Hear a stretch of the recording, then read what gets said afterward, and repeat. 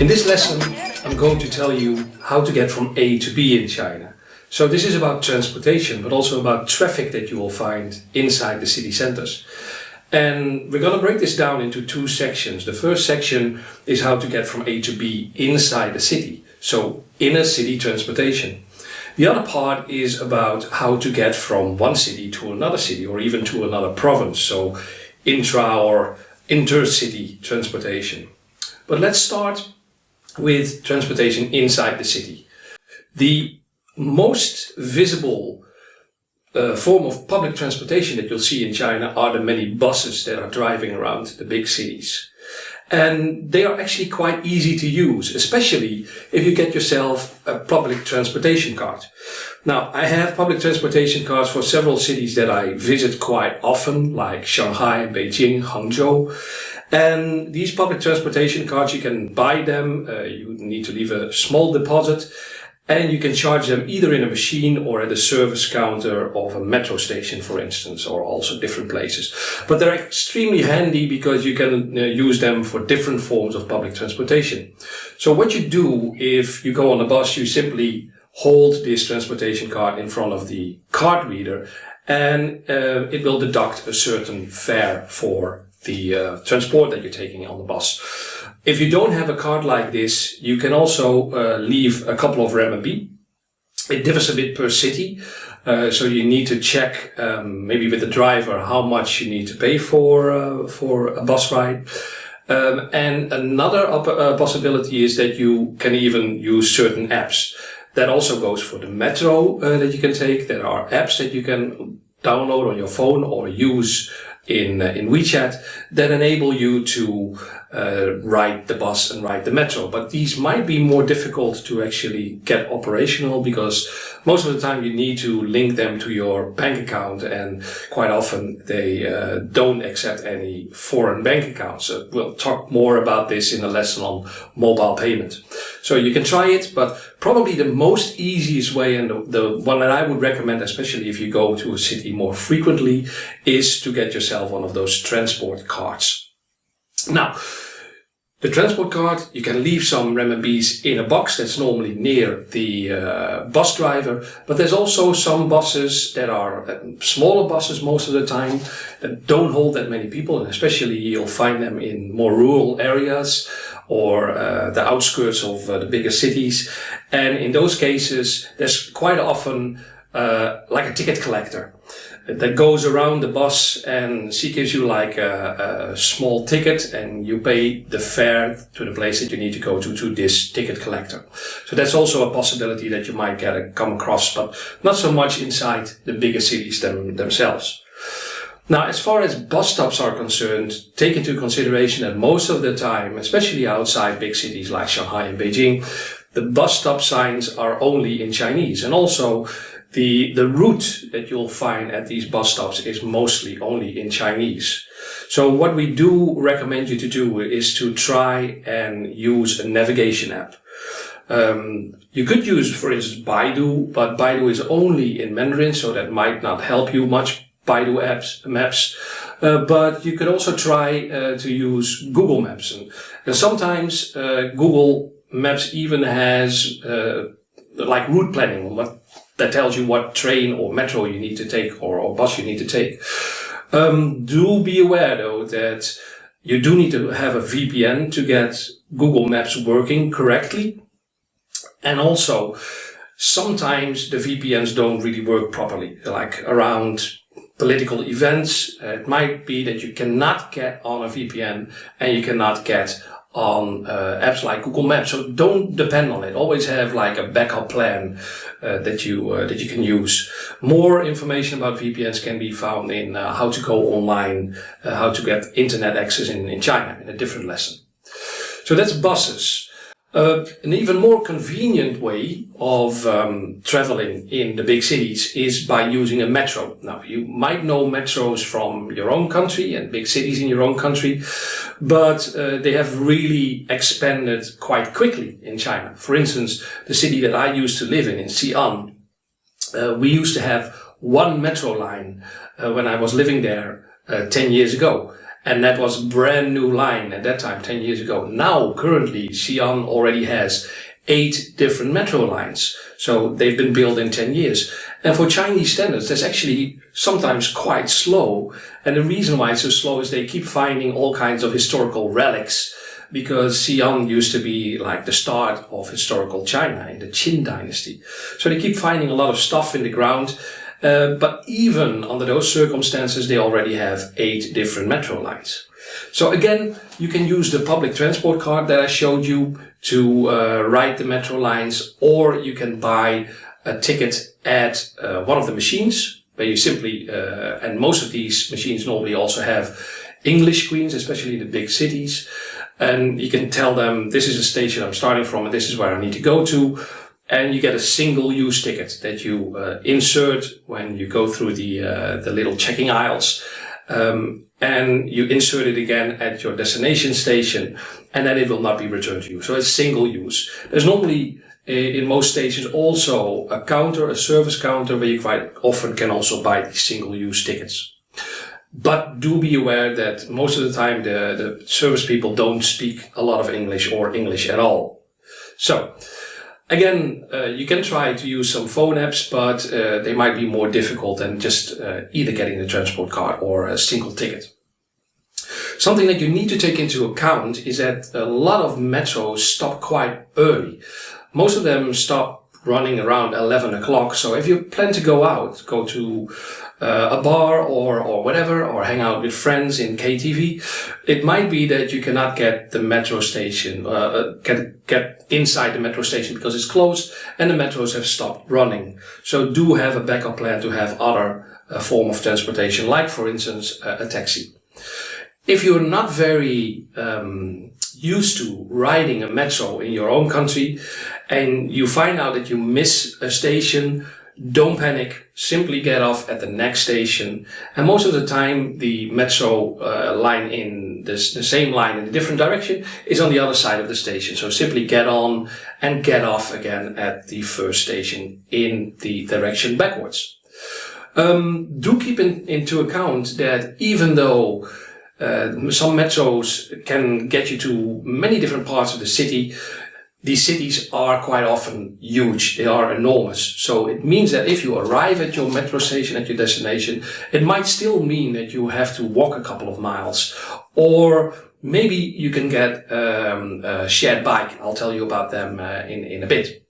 So also take into account that both for buses, but especially for the metro stations, that during traffic hours, they can be extremely crowded, especially some of the more central lines, because a lot of Chinese people actually live on the outskirts of the cities and they commute into the city centers for their work on a daily basis. So in the morning, like around 8 o'clock and 9 o'clock, and in the evening, like 5, 6 o'clock, it can be really, really crowded in these metro stations. So do expect, if you cannot avoid those travel times, do expect to be like a sardine in a tin can, because that's what traveling in public transport can be like in China.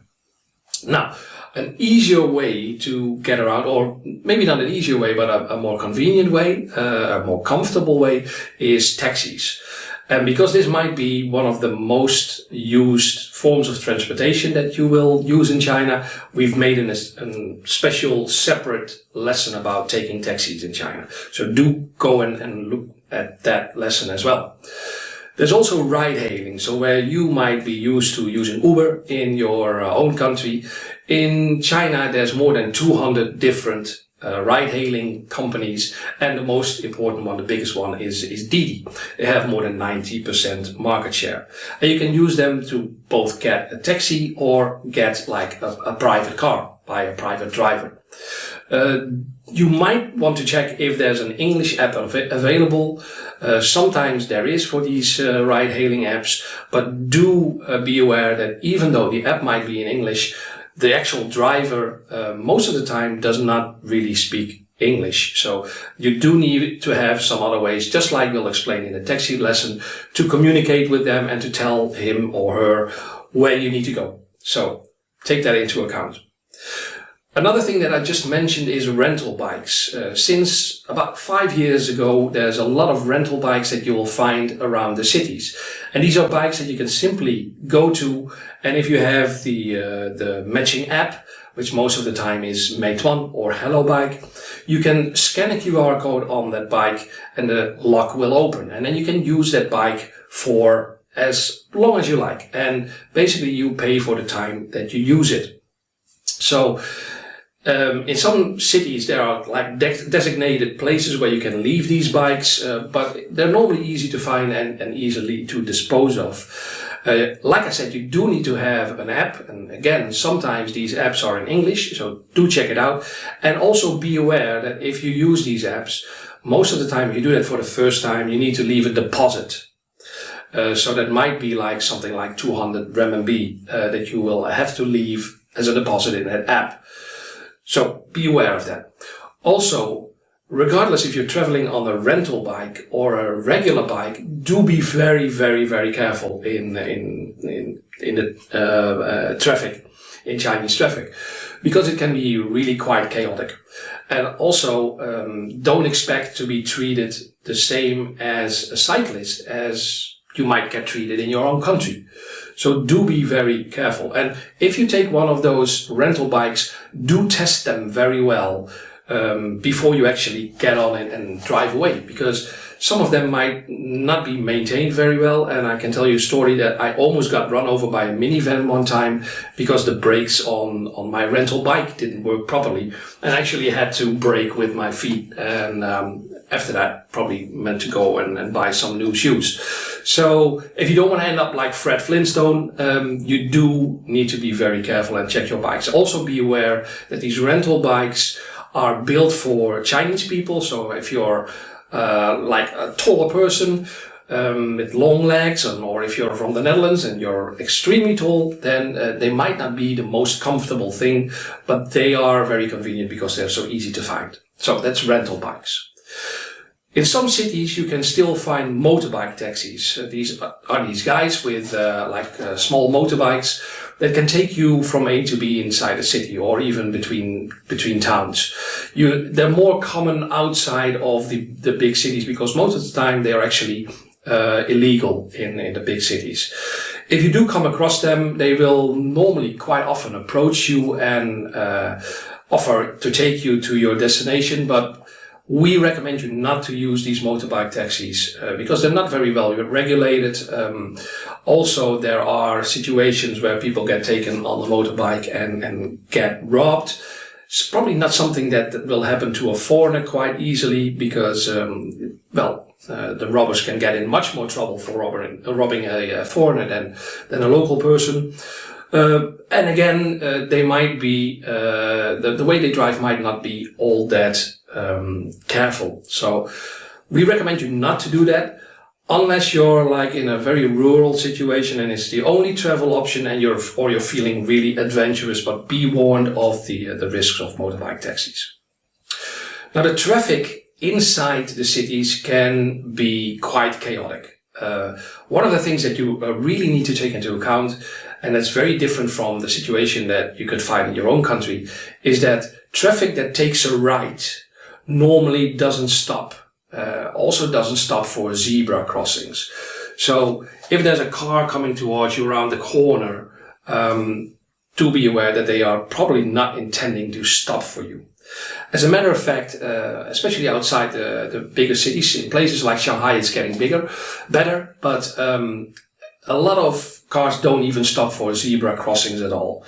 So don't feel extremely confident and just walk in there expecting the traffic to stop for you, because they might not, and you might not be able to live and tell the tale. So, like I said, there's also very chaotic situations. You have a lot of Kuaidi, couriers for packages, but especially the ones that are delivering meals. They work on a very tight schedule, and they zip around, even across pedestrian areas, even against the traffic flow. So do be aware that these guys, they work very hard, but they are under so much pressure that they tend not to take traffic rules into account a lot. So you might bump into them if you're not careful. Also, especially again around the traffic hours, there can be extreme traffic jams inside the cities, and you might think to take a taxi, but you will end up in one of those traffic jams. So even if you're going to visit a place that seems relatively close inside the city and you have a business appointment there, do leave very early. Do ask around and see how long it takes to get from A to B during traffic hours.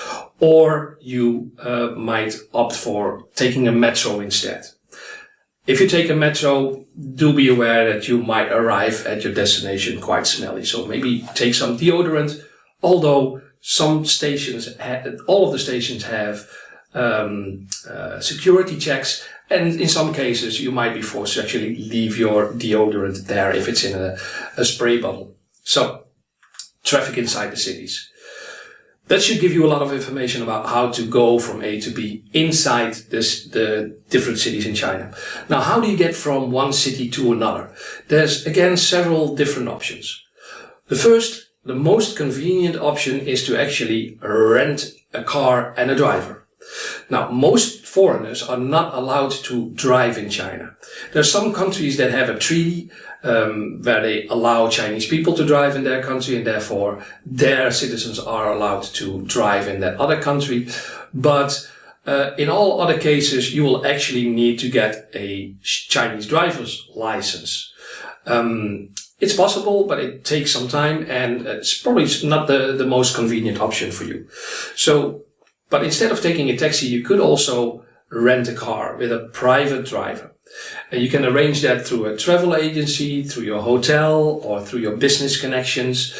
And as a matter of fact, if you negotiate quite well, it's not all that expensive. You can easily get from one big city to another big city for a few hundred renminbi. Do remember that these drivers don't earn a lot of money, but quite often you can get much further for the same money that you would pay for an intercity taxi in your own country. So that's a very interesting option, especially if you're not going into a city center, but maybe need to go to some industrial estate outside that other city. It's just much more convenient and much more direct from A to B. Again, don't expect your driver to speak a lot of English. Another option to get from one city to another city or to more rural and distant towns is by taking long distance buses. They look a lot like these big travel buses that you might know, that travel around your own country or that travel around Europe. They're a bit like that. So they have a lot of space also in the bottom to leave your luggage and your suitcases, and they drive between cities and towns. Especially when those cities or towns don't have a train station or don't have especially a high-speed train station, they can be quite convenient. Or if you need to go to a place in another province, that's just a bit further. So if you travel with one of those long-distance buses, be aware that they have special stations from where they arrive and where they depart. So you need to look them up on the map. And also make sure that you go to the right one, because not every long distance bus station has buses that travel to every destination. So do get a lot of good information from the available sources. A ticket for those buses you normally buy at the counter, and I'll tell you a bit more about how to buy tickets, because there's a couple of things that you might need to take into consideration. You will get a ticket like this, and on bus tickets there's normally no English. So I'll show you some of the important things that you can find on these bus tickets.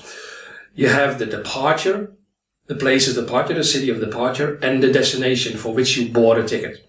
Now, be aware that there might be people on the bus with different destinations along the route. So they might have different things on their actual ticket. You will find the bus number there, which is handy because it's normally also shown on the bus itself. It has the date and the time of departure, and it quite often has a gate, because it's a bit like boarding an airplane. You also go through these gates and the bus will be waiting for you, or somebody at the gate will show you to the right bus. Also note that if you buy a bus ticket on a long distance bus, you normally have a specific seat, your own seat. Now, sometimes they're not very strict in who sits where, but I would advise you to just stick to the seat that is on your ticket and not get into any arguments about something that might seem to be a bit more comfortable than the seat that was assigned to you. You will also have the price on the ticket. So these are the basic things. So if you're not sure what is the right bus, do ask for some help from some of the people around. Just show them your ticket and they will help you out. And if you get on the bus and you're not exactly sure, just verify with the bus driver or somebody there if you're on the right bus. If you go from one province to another province, you might be asked to actually get off the bus and go through like a little checking point. That happens sometimes, especially in more important provinces like, or a municipality like Beijing. If you go to the province of Hebei that surrounds Beijing, then you might be asked to actually go through a checking point. They might want to look at your ticket, they might want to look at your passport, but most of the time foreigners can easily go through, while all of the Chinese people have to scan their ID card. So they're being registered that they're leaving their province and entering a different one. You can sometimes also, in buses between towns, especially in rural areas, find much smaller buses. Again, a bit more like the mini buses that you will find in the cities, but with seats in this case, lots of seats. And sometimes these buses actually, only, start driving when they're filled up. They stick to a very tight schedule and it might wait longer. And sometimes it can take an hour or even more for a bus to actually leave. Because most of the time these bus drivers are sort of like freelancers, and they don't want to drive empty small buses around. So they will just leave when they have enough customers. So again, take that into consideration when you do your planning for your traveling outside the big cities, especially. Trains are amazing in China, especially the high-speed trains. The high-speed trains go more than 300 kilometers per hour, and they can get you relatively quickly from A to B. There's a very extensive network of high-speed rails that has been built over the last 20 years in China. And currently, by the time that we record this, it's about 40,000 kilometers long, the total high-speed network. Inside the high-speed trains, you basically have three classes. You have second class, which basically is still quite comfortable seat, but just a bit more narrow. You have first class. These are very spacious seats, normally two next to each other, with a lot of leg room. And so I would advise you to use these. And you have business class, which are really posh. I think it's a bit overdone because traveling in first class is already very, very comfortable. So it's a very relaxed way of traveling. The way you get on the train is very well organized. You have a lot of leg room. You can sometimes also buy some snacks. There are snack sellers, or you can buy something at the train stations to take with you. You can even buy some instant noodles, and there will be hot water on the trains to actually heat them up. You also have regular trains. You probably won't find yourself on a regular train very easily. I myself have never traveled on a regular train in a seat. I have though used regular trains, and I do still use them a lot for night trains. I use the night trains a lot. I especially use them if a high-speed rail is still something like 6 or 8 hours, so it would take a lot of my available time during the day. And I can get maybe a night train that does the same thing in 10 to 12 hours, but it travels while you sleep. Now these regular trains have soft seat, they have hard seats, but I normally then use soft sleeper or hard sleeper. In the time that I was a volunteer, I used to use hard sleepers quite a lot, but they are not as comfortable. There's 3 beds on top of each other. Three beds, and then 3 beds next to it. That's one compartment, and these compartments are not closed off. So that means that you can have a lot of noise coming in, and it can be a bit claustrophobic. The soft sleepers are actually 4 beds, 2 on one side, an upper bed and a lower bed, and 2 on the other side. So you will be traveling with 3 other people in the compartment. That can also close, and I find that a very comfortable way of traveling. I can sleep quite well on a train, and you normally leave in the evening, and by the time you arrive in the other city in the morning, you're still quite refreshed. And it's also a great way to meet some other Chinese people, because sometimes people really want to make some conversation and chat a bit with you in those compartments. And another thing that I find very handy, especially if you're traveling as a tourist, it saves you from booking another night in a hotel, because it's a very efficient way of traveling in that way. So buying train tickets you normally do at a train station. Again, do take into consideration that they might not speak any English there, so you might need to have some strategies to deal with that. It always helps to have the written destination with you when you go and buy a ticket. And in the lesson about traveling language, Jessica will also tell you share a couple of tips about what you can do to actually communicate with in certain situations like this. What you can also do is simply book them on a travel app, or have your travel agency arrange that, and they normally will bring that to your hotel. And if you use a travel app, you sometimes can also pick them up at a counter and ask them to be printed for you. The tickets will be printed if you show your reservation number and if you show your passport. So that's something that I basically also do. Buy them in advance and just have them printed.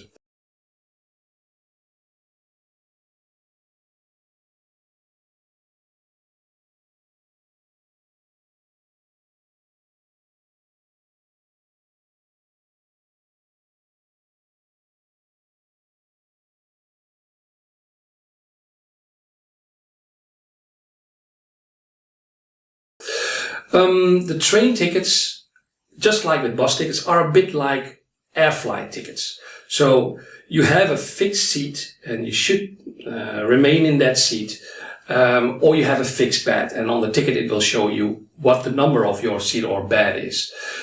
The whole process of getting on a train is also much more like boarding an airplane. There's not like a platform where everybody just hangs around, which you might see in your country. No, you actually have a gate that opens, and then everybody's ticket is checked against your passport also most of the time, or your ID card if you're Chinese. And then you actually go on the train.